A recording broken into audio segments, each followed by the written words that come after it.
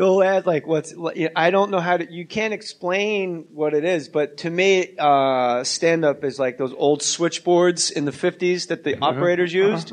But I know my last 4 holes are Norm Macdonald, Tracy Morgan, Harvey Keitel, and Christopher Walken. So like this whole board, this whole 44 minutes, I could do whatever the fuck I want.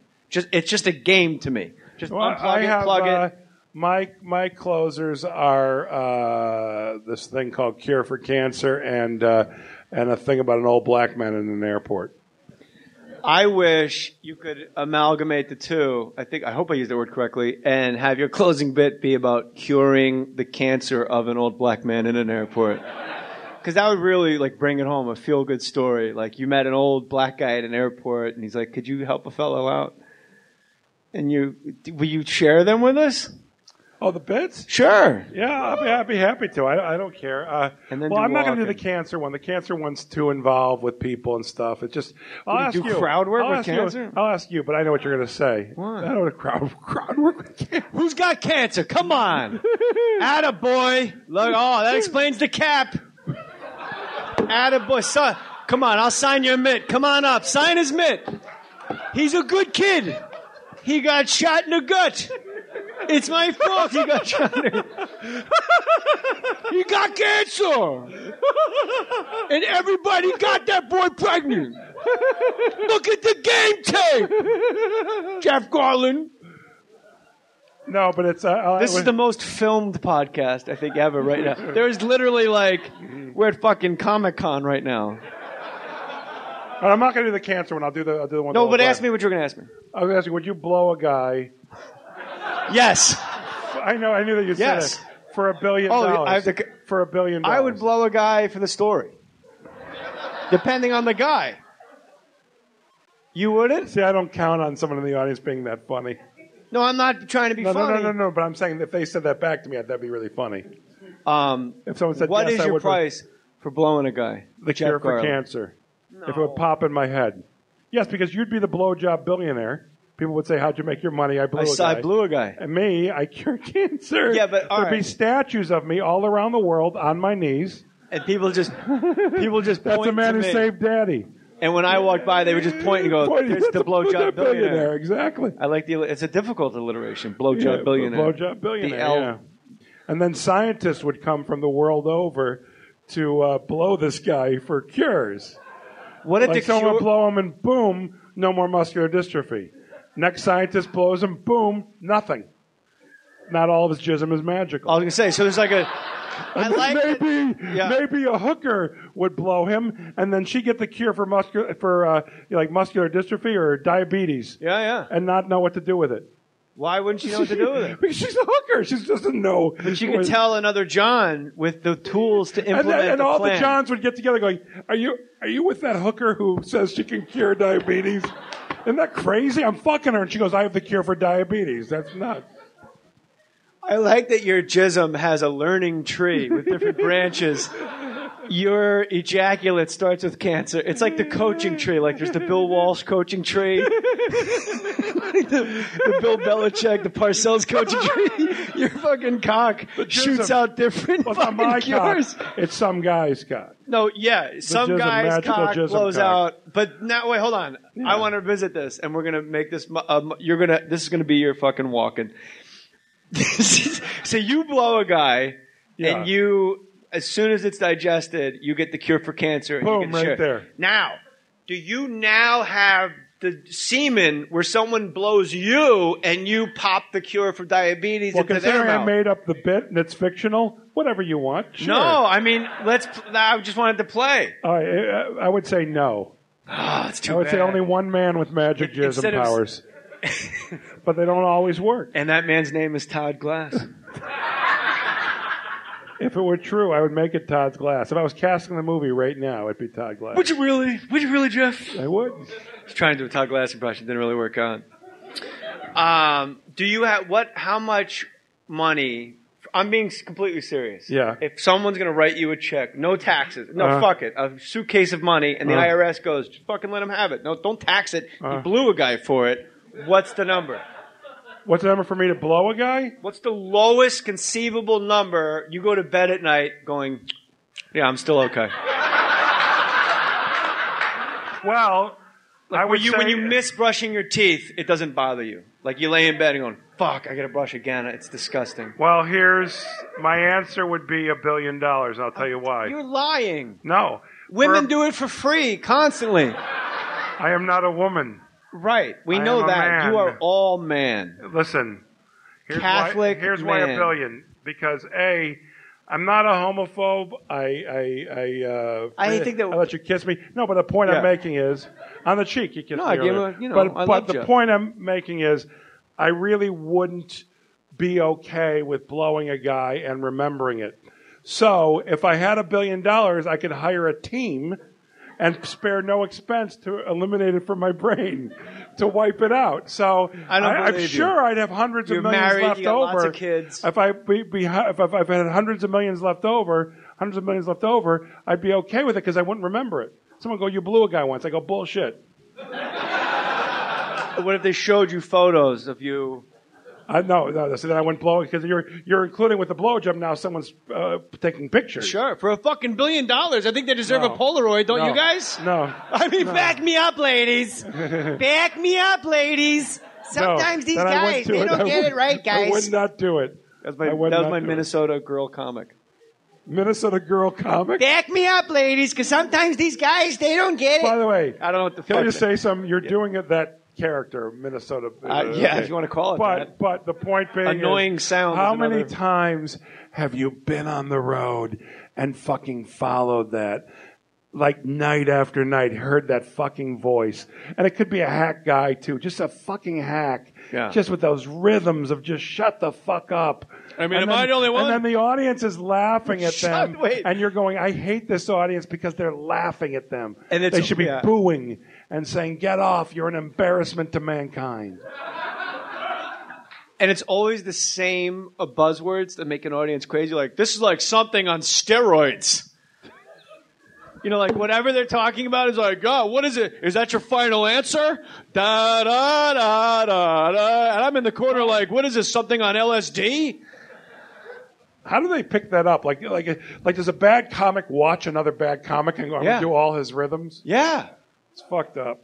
It's fucking fucked up, dude. It is fucked up. I think you're a lying sack of shit that $1 billion is your price. I think if someone came to you, Jeff Garlin, with $50 million tax-free, your wife would jam your fucking skull onto that penis, and it would come out the back of your neck.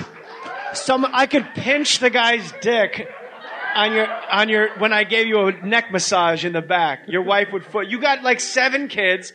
You got 2 boys. The ones, kids. You know, the ones I'm talking about, the other ones. Yeah. The ones from the Minneapolis housewife comic? Yeah, the ones you and Antonio Cromartie had. This is just so we're getting the sports. Did you look up Biff Pocoroba, by the way? I did. Backup catcher for the Braves. Yeah.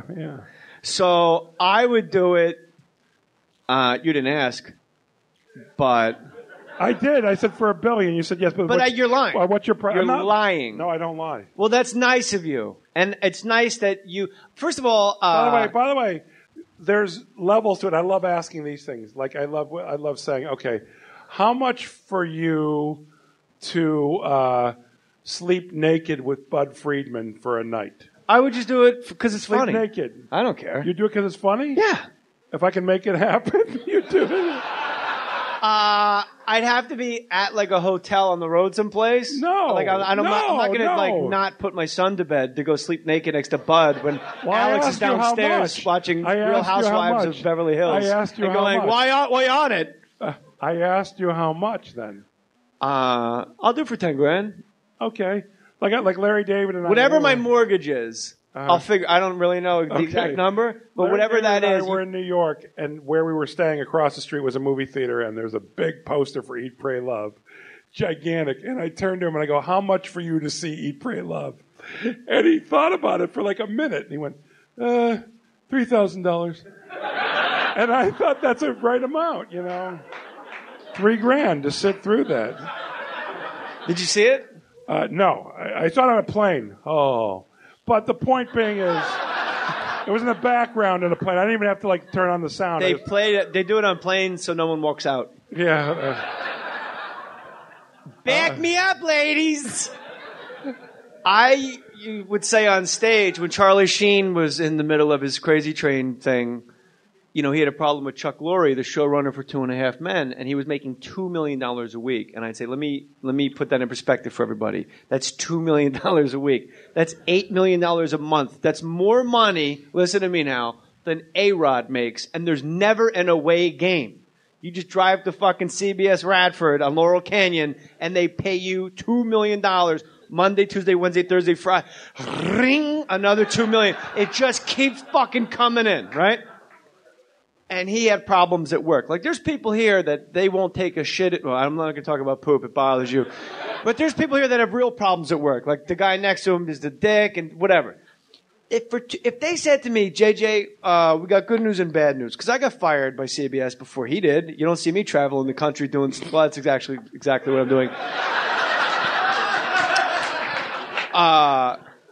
If they said, we're going to keep Gary Unmarried on the air, and we're going to pay you $2 million a week for about 4 years, the good news and bad news, that's the good news. And I'd go, what's the bad news? They say, the bad news is Chuck Lorre is going to come to your dressing room every Thursday, and you're going to have to give him a blowjob. And I go, what's the bad news? Because that buys a lot of Listerine, $2 million every 5 days, Jeff? $1 billion? I just think, really? You're not coming up? For me to be on 2.5 Men, also $1 billion. Yes. To be on that piece of shit, you'd have to fucking pay me $1 billion a week. $1 billion a week? Oh, come on. Have you seen it? Let me put that in perspective for you. Here's the thing. That's $1 billion. It's a style of comedy that people who aren't funny think is funny. Because it's that sort of thing of people being clever, and then the other person doesn't go, "Hey, that's funny." Yeah. Because when someone says something funny, whether it's a play, a real play, or Jeff's iPad just exploded into Christmas music. Marla. Hey, honey, I'm in the middle of Jay Mohr's podcast. All right, so which one do we think is the hottest girl up here? I said we need more tits out. Who needs to see more tits out? Brazilian tits. Brazilian, come on. Oh, don't get us shut down, sweetheart. Just a tip. Just a tip.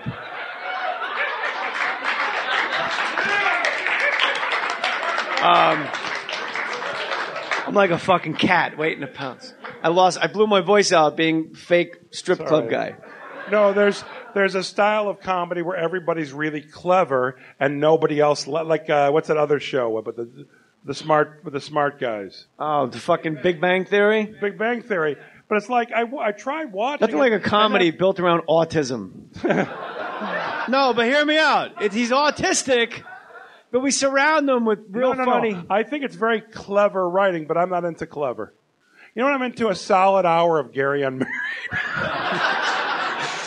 You know, it's odd for, people in the audience need to realize it's easy for you to fucking say you're on like the smartest, funniest show on television, you cock. No. Don't you think I'd like to be on Curb Your Enthusiasm as the anti-Semite? But you act as if I was whimsically thrown on there. You were. No. Look, I was listening to the radio that day when they said, 11th caller. I thought that was the dumbest thing I said all night. And Jeff's the class. 11th caller. So what? You're going to be executive producer. Yeah. And a co-star show with Larry David. It's 101.1. So it's the 11th caller. Because the 101st caller would take too long. Oh my God, that's great. So did you put the show together with Larry? Yeah. I know you're in the credits all the time. Yeah. I'm executive producer. Forgive my ignorance. I mean, you don't know. I mean, you think I know. Larry said to me when we first started, he goes, "Come with me or go do Gary Unmarried." You're a heartless son of a bitch. And I went to...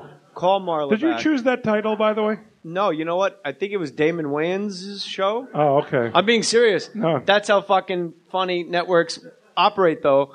And he just was like, no, I don't want to do it. And I literally was laying in bed watching like Dateline Murder Mystery with Keith Morrison And they go, my manager, Barry Katz, goes, hey, man, got a pretty good opportunity for you. It's a sitcom. It's called Project Gary. That's what it's called first.